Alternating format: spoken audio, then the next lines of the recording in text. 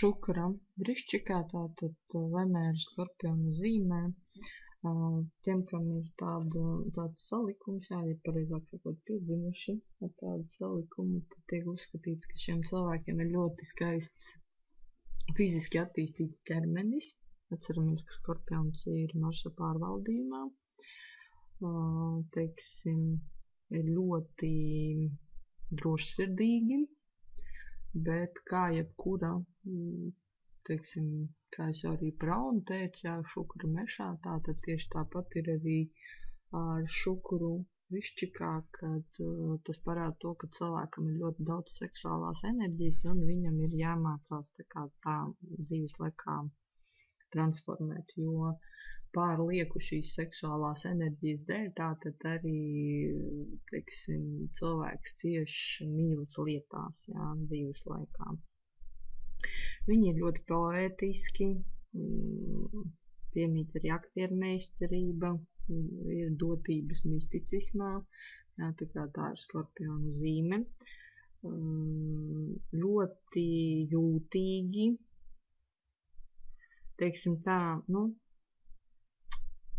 nāk klāt visas Skorpionu īpašības, tātad cilvēks var būt mazliet atriebīgs, tu man tā neizdarīji, tad attiecīgi es rīkošos tā.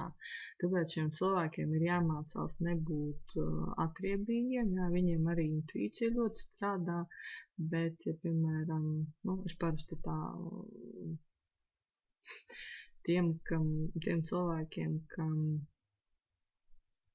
jebkura planēta ir Skorpiona zīmē, jā, viņiem visiem izpaužās šī Skorpiona daba, gribam to vai nē, tad šajā gadījumā es parasti iesaku, ja cilvēks ir atradis, piemēram, savā dzīvē skolotāju, kas viņam tā kā ir palīdzējis, tad, un palīdz visu laiku sniegt atbalstu skolotājiem, jā, tā kā palīdzēt izplatīt arī tālāk šīs zināšanas, jā, un